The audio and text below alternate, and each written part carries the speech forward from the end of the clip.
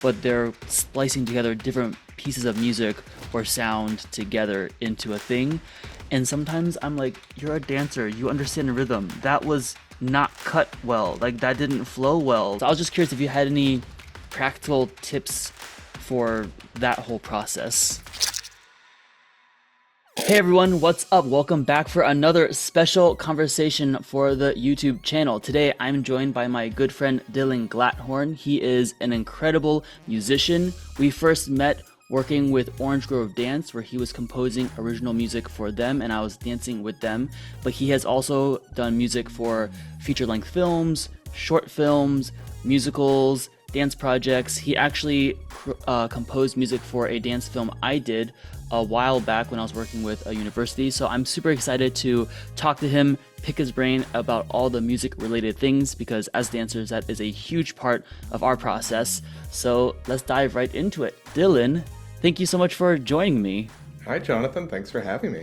It is crazy. We're finally able to do this because we were at the Orange Grove Intensive over the summer 2024, and I was trying to do this in person with you and with Peter, but that schedule was so crazy. We had to just find another time to do it, and it's been a while since then because we both just have a lot of things going on.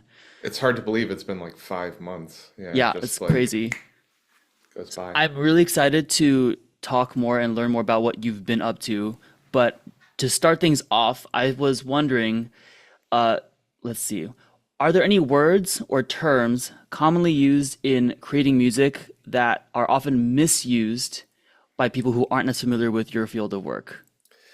So one that comes this it's such a little thing, but one that always sticks out to me is when it's typically used in movies or in like directions or something when it says something builds to a crescendo. And I'm always like, that's not technically what that word means. Like the crescendo is the process of something building. So using it like it's the actual peak of something doesn't quite make sense. Something can crescendo, something crescendos, but it can't build to a crescendo. That's Mm, one. It's such a simple little thing, but I'm always like, it's not quite right. Um, and I feel like the big one is the difference between delay and echo, or reverb and delay and echo. I feel like they're just kind of packaged in the same realm, and they are, even though like they're kind of similar, they're fundamentally different. Where it's like reverb is something that everything has. It's a quality that tells you what space I'm in. Even this room, the room that you're in, there's a reverb to it unless you've completely deprived it of oxygen, and like then it's the lack of reverb. Whereas like delay and echo, that's like an effect of like directly mirroring a sound. So I feel like those are the big ones that always come up. nice. So going back to the first one, the crescendo, Mhm. what would be a more accurate term to use to get the point across? Um, well, again, I feel like just saying something crescendos or something there's a crescendo rather than it builds to a crescendo. Like if you really want to describe the peak of something, I would say like I don't know, it builds to a climactic moment. Uh-huh. It builds to a climax. Gotcha. But yeah, but a crescendo, it's the act of it crescendoing, Oh, So okay. yeah. And then with reverb versus echo, are you saying people often use them as the same thing, but really they're different? Yeah, I would say that. Yeah, Oh, or interesting. and I get it. They are very close, Hmm. in an idea, but again, reverb is something, it's a quality that everything has. It's just a matter of, oh, this is a big reverb. I can tell this is in an amphitheater. This is in an old stone church. This is in, a small, 4x4 room. or whereas like echo is something, you think of, you're in a cave, you're in Uh-huh.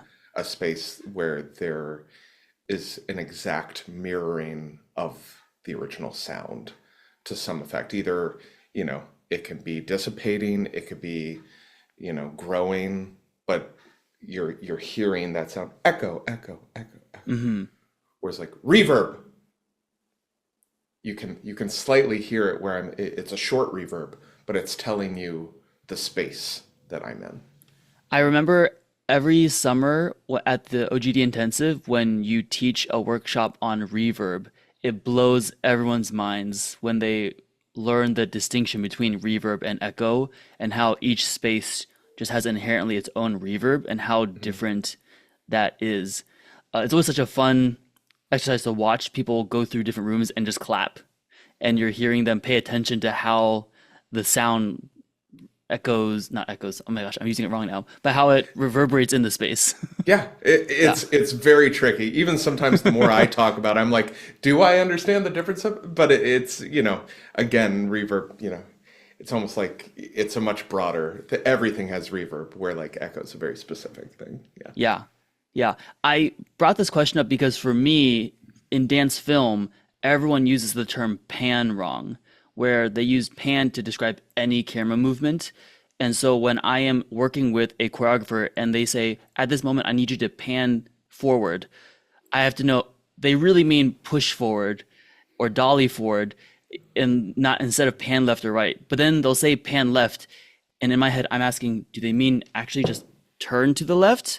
Or do they want me to physically move and truck to the left? Things like that. So I always find it interesting to learn, like, because I'm not really in the music industry or I don't have as much experience in music. So I'm always curious, what am I potentially using wrong when I've even talked to you in the past when you were composing Well, for me? and it's interesting because pan is a term that's used both in film and in music, because I will say pan left, pan right. Oh, yeah. Um, but it's a little more specific in music because we only have two ears. And obviously there's now like surround sound. It can get more complicated, but for the most part, unless you're mixing a Marvel film, most things are still mixed in stereo. Hmm. Um, so, anytime I'll do a dance work, unless it's in a specific surround sound space, it will be stereo tracks. And you pan left or pan right because, again, we have two ears, so they're just kind of going like this. So I'm curious in film, when someone says pan left, what what is the correct usage of it? Is Yeah, it exactly turning? what you were doing. So if the camera That's doesn't what I move think. and just turns to the left, that is panning. Okay. If the camera physically moves to the left, that's a truck. So it is very similar to, Hmm. it would almost be like, when someone says pan left, I'm doing this to the sound. Uh-huh. I'm not moving the microphone. Yeah, yeah, yeah. Yeah. So panning, if people aren't familiar with the term in music, that means if I pan to the left, it would be louder in the left side or the left earbud if I'm listening with headphones, right? Correct. Yeah. And even in that, if we're getting more specific, it's kind of like it's just shifting the focus. So like, uh, yeah, in terms of like the actual mechanics of it, it it feels like it's growing less in the right ear Oh, and more in but the actual loudness isn't increasing. Like it's not getting louder. You just feel the presence more in the left gotcha. ear. And so an extreme pan, like when someone says, let's do an extreme left pan, it means if I take off my left side, I won't be able to hear it at all because none of it is in the right speaker anymore. Okay. For most music, if it's recorded in stereo, is there always panning going on? Like, is there always going to be the left side might be emphasized a little bit more, but maybe it's just subtle, so we don't always notice it until it's the crazy back and forth? Yep, exactly. Oh, Yeah, interesting. that's all part of the mixing process, finding space for every instrument or every Okay. sound. Yeah. Wow. That's a huge part of the mix, unless it's in mono, which before the 1960s, most things were in mono. So it all kind of sounds like it's coming direct from, and there's an effect where if you like, you can kind of toggle between something in stereo and mono, and it's almost like in mono, it sounds like it's coming from the center of your head. Uh-huh. You know, and then stereo, it just like broadens it up, Oh, and okay. if you can feel the space of it. Yeah. Cool. I realized we're getting really technical and I in know, the I weeds now. know. And right as we started, I was like, we're not going to do that as much. We're going to keep it more broad, more about process.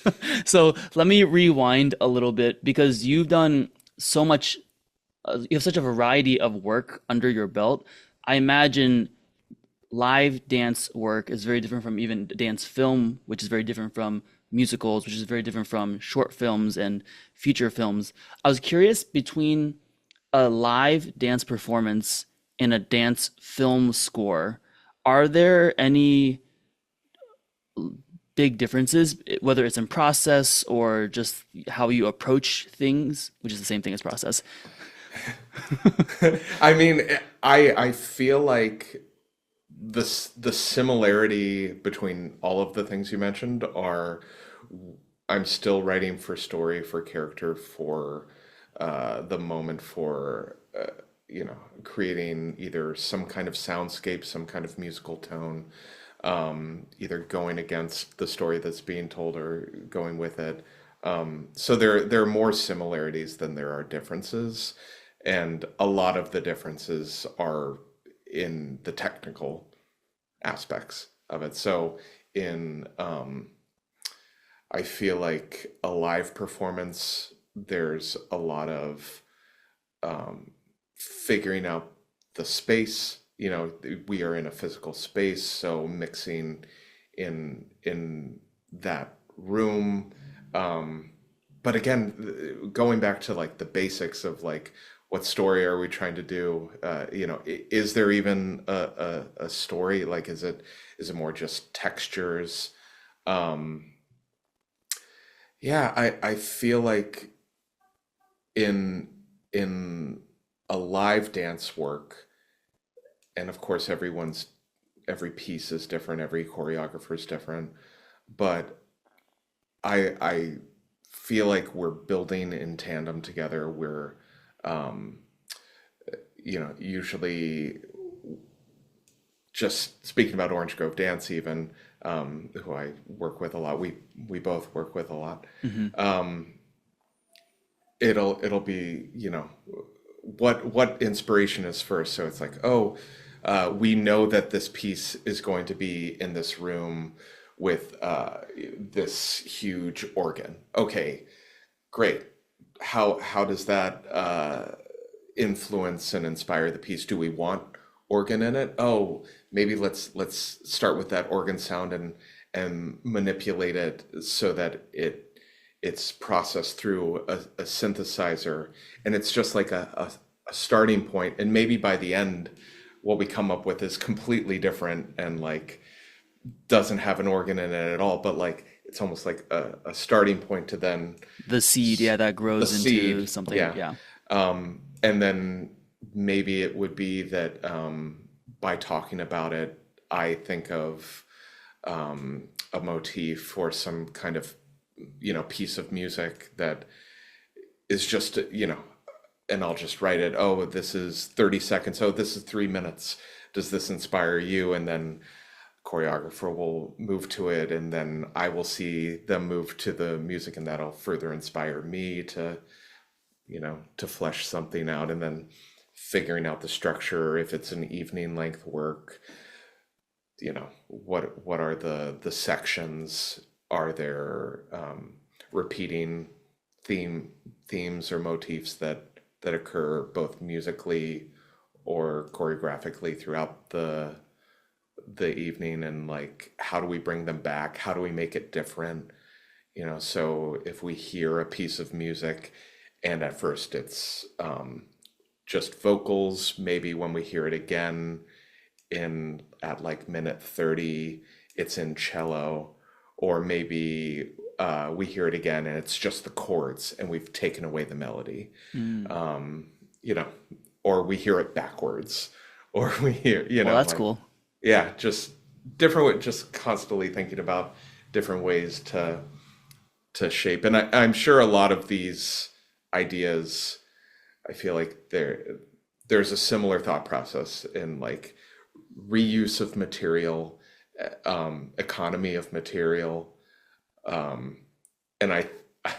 I feel like growing up and like starting to learn process, it's like, oh, well, this seems like a lazy thing. Like we got to, everything has to be new. It's like, well, not only is that not lazy, it's actually helpful for the audience and for the viewer and the listener to hear repetition of material and like feel a more concrete sensation of space and like what the piece means, you know. So I feel like certain symphonies, you know, are based around like three notes, and it's just reusing that material and shaping it in different Wow. ways, and expanding it. And, you know, sometimes that's the coolest thing. Yeah. Yeah, I mean, I will say I think something I especially maybe noticed with Orange Grove because I've worked with them in a movement capacity as well.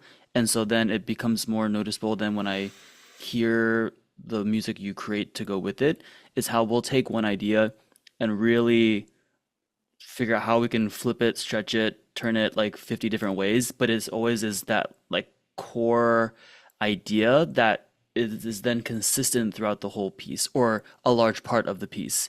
I think that does do a great job in anchoring the audience, helping them feel more in the world and getting comfortable with it. Because if we're jumping from one idea to something that's totally different, then it becomes a little jarring too. So I imagine, yeah, it makes sense that music, it's the same concept. There were two things that stuck out to me that you were talking about. So, how you're helping to tell the story, and then how you use music sometimes to go against what's happening, which I feel like that's like contradictory almost. So, I was wondering if you could unpack that a little bit. Like, what do you mean when you say go against? Sure. Yeah, that's a really fun one. Music inherently, I feel it it how do I say this? It's very easy for it to telegraph exactly the emotion that is being felt. And sometimes that can come across as either cheesy or a little too heartfelt for what the moment needs. So, I don't know. Just an example I'm thinking of is if there is a really scary moment, you know, let's say in like a horror film, but in anything, if there's a really scary moment, it's very easy to think, oh, well, I'll make very scary music, and sometimes that's what's called for. But sometimes it's like, oh, this doesn't feel right. Let's try going against it, and you'll see and hear this overused in like movie trailers where like, oh, I'll have a simple child singing, or like, or a lullaby, da Oh, da yeah. da ba ba And it makes it ba. even creepier. It makes it even creepier. It's almost like it's adding a little salt to the cookie to bring out the sugar. You know, Ooh, so that's like good. by going against the action, it'll sometimes even more so reinforce the Hmm. story and what you're telling. When you are creating something and maybe the director or choreographer doesn't necessarily understand the concept of opposition, if they want something more on the nose, for lack of a better term, do you push back? Do you suggest other things, or do you generally try and make what they want work? If it, and I thankfully I feel like this is very rare that it happens, but if if I do feel like a choice that a director or choreographer wants is too on the nose, and I feel like going too on the nose, I always try to figure out what it is about that on the nose thing that they're connecting to, and if there's a way to do that in a different way, that isn't so on the nose while still getting to where they want to be. Hmm. So, for instance, if they have a piece of temp music, which is a term used in film and a bunch of other, it basically means temporary music. So it's music that for whatever reason you don't want to use in the ultimate version of the piece. It could be a, you know, a Chopin sonata or something, and you're like, well, I want a piece of modern music, but this is the temp music. Um, and they're like, I really, I love this. I'm like, and then I love to dig deeper. Okay, what is it about it that you love? Is it the lyricality of the music? Is it the instrumentation? Is it the fact that it's on piano? Is it the simplicity of it? And then I, okay, great. These are the elements that you're gravitating towards in it. What's a way to get to the effectiveness of the storytelling that you want to do using these elements, but taking out the parts that I find are, too on the nose or Hmm. not activating the right way. Yeah. That's so interesting. I was just watching an interview, and I forget his name, which is terrible because it was literally last night, but a helicopter pilot who's worked in like the movie industry for forever. So any big helicopter scene, he's probably the one that's done it. And he was talking about how it's his job to take what the director tells him and unpack it to understand what the director actually means to then get the end result that they are both happy with. Because he gave the example, he was flying 5 feet off the ground next to a train once, and the director goes, "Can you get lower?" And in his head, he's like, "Heck no, I'm already like only 5 feet off the ground." But Yeah, what the director meant was, "Can you make it look like the helicopter is closer to the train?" And so then he flew, I think, sideways instead, and that solved the problem. Things like exactly. that, where it's so interesting how just different communication styles, and I think that is definitely the mark of a more experienced collaborator. Because I definitely remember earlier on when I was still an undergrad, I was working with graduate students for their thesis concert, and I got so frustrated because the choreographer would tell me, "I need this, I need this, I need this." And in my head, I would go, "I'm giving you that, I'm giving you that. Why aren't you happy?" And there just wasn't a moment of me stepping back to figure out they really mean this thing, not what I think they want. So yeah, that's Exactly. yeah, Yeah. such a And hard and skill. it's also very easy to call that out, which sometimes it's important, like especially in like a long-term collaboration. Hey, just so you know, like this is what I did. Oh, okay, Hmm. But most of the time, it's just like we're in the process together. Like they're just trying to get something done, especially a director or choreographer. You're juggling 10,000 things. Like they don't need a lesson right now. It's like, okay, they want me to get closer to the train. That's impossible. What do they actually want? Oh, okay, let me film it like this. I know what they're trying to say. Hmm. Like if they're saying, oh, I really want the music louder here. It needs to be louder. I'm like, well, it can't be louder. It's literally pushing up against the maximum. Ah, okay. And they don't want it, they want it bigger. I'm like, well, I'm using 88 instruments in this. Oh, they just want it to sound like they want it to sound more human. And right now, all the instruments are lining up too succinctly and too, they want it to be more organic or they want it to be more chaotic. And, they're just certain things that in the human brain, we're just like bigger, bigger. And it's like, oh, no, there's a more nuanced explanation of how to get there. Yeah. Yeah, oh, that's so good. So how did you, let's rewind again. How did you get to where you are? What, can you give a brief synopsis of your life journey to this point? Sure. Uh, in simple terms, even where we kind of started, we were talking about very like echo, reverb, all these things. Those are very like sound engineering terms, I feel like. Whereas I my approach to music and sound in general is still from a composer point of view rather than a sound engineer. And what I mean by that, I'm always thinking of it more musically, at how I came to music, which was singing at the piano, playing songs by ear, um, coming up with my own melodies. And it wasn't until later that I really started to think of it from sound engineering, and how do I record this? How do I put MIDI into a computer? But all of those things have they weren't and still aren't the fascination. The fascination is always from a composer lens. Um, I'm sure I said 10 things just then that you have questions about, so I'll pause right there. Yeah. Can you define maybe the role of a composer versus a sound engineer for those Yeah. who aren't familiar with? Because I guess in my head, I think they're kind of the same. They both work in creating the music. So what is the difference?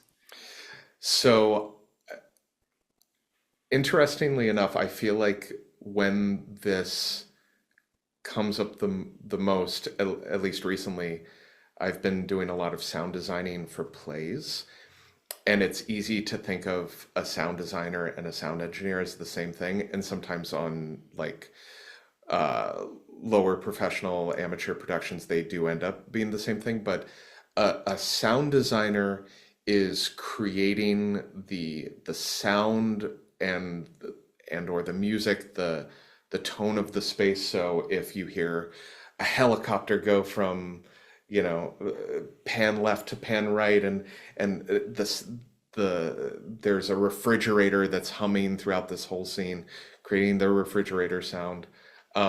Whereas the sound designer is the person who comes into the space and it's like, oh, okay, there are 7 actors. They each need mics. I'll put mics on them. And I will mix the EQ of the space and like balance it out and bring the levels up and down. Um, so that's more of like the sound engineer, Hmm. if that makes more sense. I'm trying to think of an analogy. I don't know if there's a perfect one, but does that make sense at all? Uh-huh. Uh, in in the film world, uh, it's maybe in a way it's even clearer. A My role as a composer is to write the music that goes into the film, and then there are multiple sound engineers usually in film where my if it's a bigger budget, I will have a music mixer who will then mix the music that I've written for the film. And when you say mix, you mean balancing levels and making sure things sound kind of the way you wanted? Exactly. So like I will send them a rough mix and then they will take all of the ingredients and be like, oh, okay, to bring the drums out a little more, I'll, EQ the kick so that everything, uh, within, this range is pumped up, and then the bass comes out here, and the synthesizer, is mixed this way and more panned right and more, so that's what a mixer does. Gotcha. Yeah. And then in film it goes even further where like you'll have a Foley artist, who's like doing All the those sound footsteps, effects and and yeah. things. And then the sound designer who is doing an additional level of like um sourcing the sound of a helicopter. I feel like we keep coming back to helicopter. Um, and then you have a re-recording mixer who is like the final step, who puts it all together. So takes the music that's mixed and the Foley and the sound effects and the dialogue and mix it all together for Oh, like the wow. final mix. So it's like, oh, the music's really loud here. Pull the music down, and we want the explosion to be really loud here, and then comes back and like then we want the dialogue to come out a little more here. Now, in dance films, this a lot of these elements don't exist, right? There's typically not dialogue. Hmm. There's typically not too much Foley or sound design, or all of those elements end up coming together in a more cohesive like sound score, Hmm. which is why I feel like my role with dance, and either dance on film or dance on stage, usually ends up just blending very easily the role of composer and sound designer. Gotcha. I had a question and then it disappeared. While I think of my question, actually, can you tell us a little bit more about your journey specifically? Like, I was thinking, it was funny, I think you went very broad. I was imagining you were going to say, I went to this school or I studied here, I met people here, those things. So, Great. like, maybe even just Orange Grove Dance, because that's the connecting point for the two of us. And I feel like maybe how you got your foot into the dance world as far as music. How did you meet Matt and Colette, or what was your experience getting into the dance side of things? Great. Yeah, I will go more simple. Um, so I started playing with piano lessons when I was a kid, and then I ended up just jumping headfirst into the arts. My parents were like, "Oh, okay, this kid doesn't has no interest in sports, and so he just wants to play his piano and everything." So um, I got into an arts magnet school in middle school and was able to be a piano major, and then got into theater. Um, and high school continued in an arts magnet program, and went to middle school and high school in Florida with Kevin Brown, who is the husband of Robin Brown, who is the best friend of Colette. And so then years later, I think it was like just after college, and they had all gone to UF together, and they were looking for a composer to write a score, a sound score to a live work that they were doing, and Kevin and Robin thought of me, and we connected, and it was a great connection, and we started figuring out how to do it together. I feel like it was their first evening length work, I feel, and it was the first time I had composed music for an evening length dance work. So, in many ways, we were figuring out together, and that was the start of a lifelong collaboration. Wow. So, And since then, you've done dance films with them, live performances with them, all the different things. yeah, I at one point I was keeping track of every OGD collaboration that I've done. I feel like if you're counting all of the little things, it's in like 3 dozen, you know, it's a lot. Yeah. That's crazy. That does remind me of what I was going to ask you.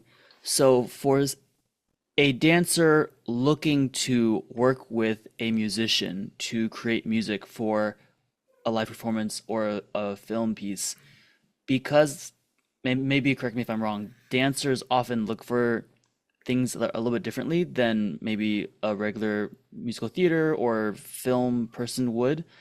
And so the process might look a little bit different. What are some things that people can maybe bring into the conversation early on as they're looking for collaborators that could help in figuring out if it's a good fit for what they're looking for? Does that make sense?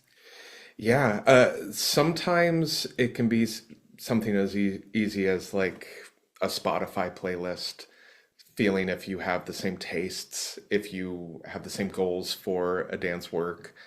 Um, for instance, if you are very experimental and like things that are just, you know, I don't know, soundscapey jigsaw sounds and weirdness, and a composer is like, well, I just create Irish folk music. You know, it might not be a great match, but if you're both, you know, maybe it's a composer and they are like, well, I do this, but actually what you're talking about, I'm very interested in pursuing. And like, it's like dating. It's seeing if you can speak the same language, and you know it might take a couple times, because I feel like Matt and Colette have, before we started working together, they had a couple other composers that they worked with, and yeah, it's just,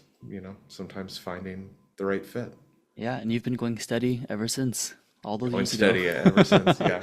Um, okay, but I don't know if there's a pushback because Yeah. I was on your website, and on your site you have lists of all the different things you've done with lots of different artists, and your sound is so varied. I don't think if I was looking for, let's say, because I'm a house dancer, I was looking for a more house beat thing. If I went onto your website, I don't know if I would maybe find that. But when you composed my piece, you gave it that house clubby vibe. And so, just purely based off your Spotify playlist example, I don't know if we would have ever worked together. Right. No, Like, that's because you're that's just a also great. very good at, I think, pulling out what people want and then adapting to it. You're not, and I understand maybe some musicians are very much, I'm in this niche and that's kind of what I will do. And if not, then I'm not the right fit for you. But then there are other people like you where I feel like you kind of mold into whatever glass that the other person is looking for. Yeah, that's a great pushback. Yeah, I think, and again, it's about the conversation. So like, maybe to go back to my weird example, the person that just writes Irish folk music, maybe they're like, I typically do this, but I also love what you're talking about, and I would love the opportunity to like, you know, try this collaboration, because I think that even though you only see me as writing this, what you're talking about is very exciting, and and Hmm. then trying it out. And yes, so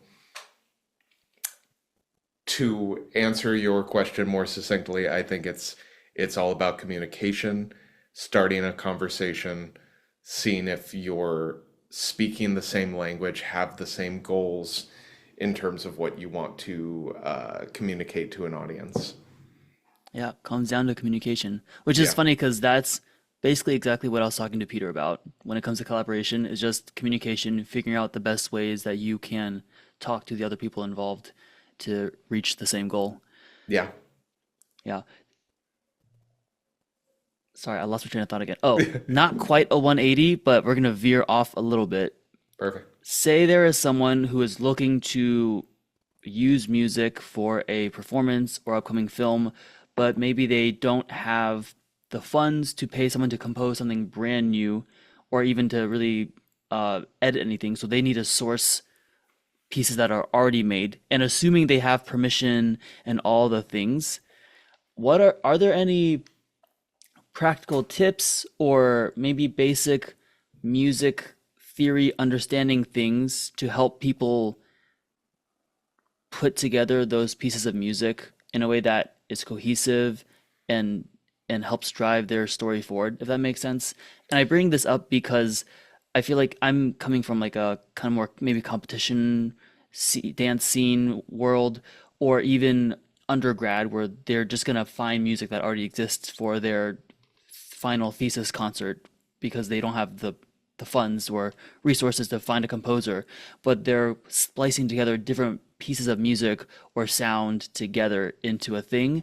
And sometimes I'm like, you're a dancer, you understand rhythm. That was not cut well. Like that didn't flow well. That, or like things like that. So I was just curious if you had any practical tips for that whole process. I think, like you were saying, fundamentally, I think, if especially if you're an artist, the fundamentals are there.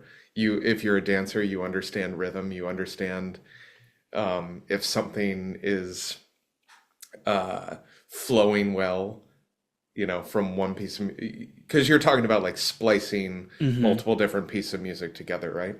Um, I feel like sometimes it's very easy to just be like, I don't have time to think about this, and like just leave it. But uh, Yeah, that's an interesting specifically about splicing, um, because now you're getting into like DJ land and Oh yeah, um more my technical. yeah, my goal would be, well, I'll just create a new piece of music that does this. We're That's not good. all as skilled as you, Right. Dylan. But I would say in general, it's um, segues or transitions are always good if they're similar tempo, tempi, like a similar rhythm, Uh-huh. a similar key, or a nice pivot moment that pivots. Maybe it builds to a stop, a pause, and then you're ready to launch off the cliff in a different direction.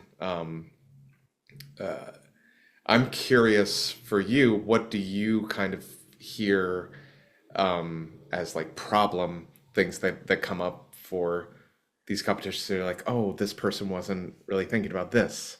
Yeah, Um, good question. I think the biggest one is rhythm. I noticed mhm, because with dance, we're always eh, reacting to what is happening in the music. And so when you have a flow that suddenly breaks for really no reason other than I think the choreographer just wanted to use this verse, and so they didn't think about the transition to the verse. mhm. Or at the very end, they just cut it. And there's no fade, there's no Yeah. way that the song resolves itself. And I'm Yeah, and like, when I yeah, hear that, I'm like, would you do the same with your choreography? Would yeah, exactly. like if you're talking about rhythm, would it go from like, oh, like a four on the floor to all of a sudden like a salsa, and you're like, well, okay, now I'm all, and maybe the answer is yes. Maybe you do want that harsh, you know, juxtaposed transition, but most of the time you probably don't. And so then why? So don't do that in the music because it's going to Hmm. have the same harsh, you know, Yeah.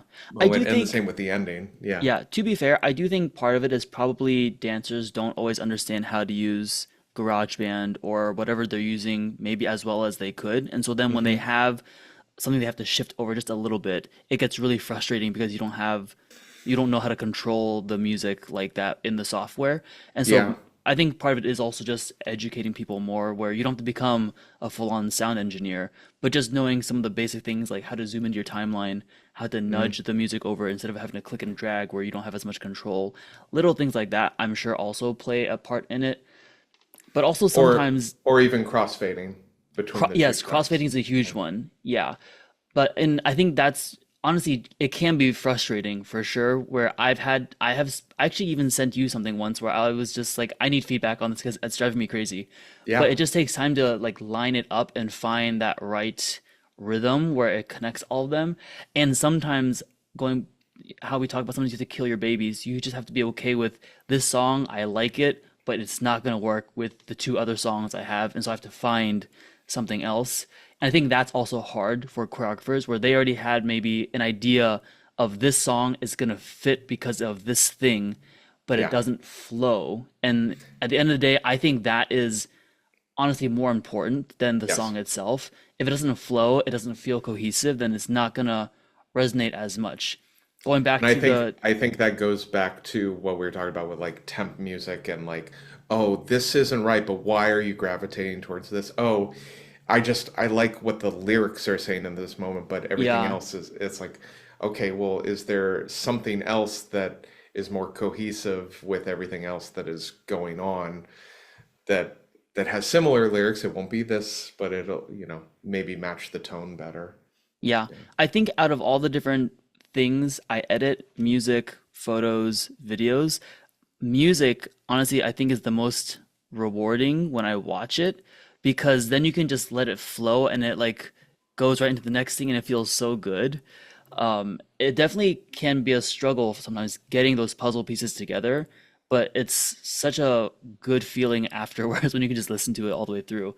And I mean, as a teacher, I think I've even gotten feedback from parents where they said, I really appreciated the music you chose and how, how it flowed together, but it just takes time. And I think that's something that, when you're teaching 10 classes a week and you have five competition pieces you have to cut together, it's hard to then spend the time you need to fine tune each one to the level that you maybe want.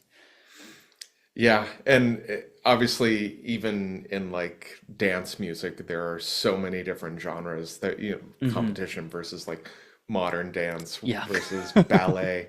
Um, but I think something that is of equal importance to all of them is uh, silence, which seems counterintuitive in Oh, music, but it's important to think of like the negative space, which I know is a huge thing as in dance as well.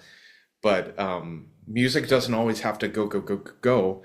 There can be a moment of takes a breath before it launches in a different direction. So maybe there's a,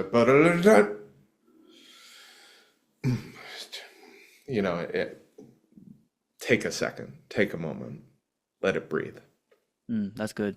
That's something I definitely forget to do in my choreography. It's an easy thing to forget. It's like, wait, this is too much. Oh, I can just breathe for a second. Yeah. Well, I don't want to keep us too long, but I feel like we could keep talking about this stuff for Forever. forever. So two potentially semi-quick questions, maybe. Um, if someone is looking to get more into music editing, music creation, are there any relatively like low entry meaning it's not going to take a ton of time to learn the software, but something that people could use to start messing around with this that you would recommend? If you have a Mac, you already have GarageBand on that. I would recommend playing around with that. There are a lot of tools that are just baked in that make it very easy. If you want a step up from that, there's Logic Pro, which is what I compose and work on. And it's fundamentally the same as GarageBand. It just offers a few more, or a lot more flexibility in terms of what we were talking about, reverb and delay and the plugins, and then it kind of goes on from that. Um, in terms of PC, Audacity, I feel like I've heard a lot of people, and I worked a little on Audacity back in the day. Um, and these are changing all the time. I feel like FL Studio, formerly Fruity Loops, I feel like people uh, have a lot of success with that in terms of like early, just playing around. Um, those are some places that I'd start out. Cool. Sorry, I thought of another question that I know could easily lead into a super long rabbit hole, so we're going to keep it really Yes. short. Okay. But I was curious on your thoughts on AI and how it's how is it changing the music industry? Are you using it in your workflow at all? And I bring it up because right now I've been experimenting a lot with all the AI like vocal removers where you can give it a song and it will split the track into the music and or the Mm. instruments and vocals, all that stuff. I was just curious, like what are your thoughts on AI in music creation? Well, I know a lot of people in every industry are like scared. I think it's fun. I mean, there are definitely parts that are scary, but in terms of like AI's use in like plugins that I use, like EQ plugins or any kind of mastering plugins, I feel like they've already been in use for a while now. For instance, usually on any kind of major project, I'll send my song off have to a mastering engineer for the final kind of like polish before it gets released into the wild. But now there are plugins that use AI that like listens to 20 seconds of the song and it's able to master the song. Wow. Um, and mastering is basically like, okay, the mix is done, but now I'm gonna take a snapshot of the overall mix and bring down the lower level here and bring down the higher level up here just to let it, punch a little more when it's streaming with all the other songs on Spotify. That was a very basic understanding of mastering. It's much more complicated than that. Um, but with AI, you can, if you just want something quick and you're not looking to, go through the whole professional process. I'll do that a lot, just to hear what it will sound like mastered, or theoretically what it could sound like mastered. Um, so yeah, I feel like in those ways, and it's very similar to what you were talking about with the vocal, like taking out vocals, taking out other things. Um, it's a tool, you know. They're tools to make either workflow faster, easier, or to just look at it from a different way. Nice. Yeah. Yeah, the real quick Premiere Pro that I use for editing has a really fun feature where if you give it a song, you can change the duration of the music, which has been super helpful for me for more promotional things, where Mm. I might find, and this, like, I'll go get a royalty-free song. Maybe it's only 30 seconds and I need it to last 45 seconds. I can tell it to stretch it into 45 seconds and it will kind of figure out where to cut and splice things to then make it feel cohesive. It's wild.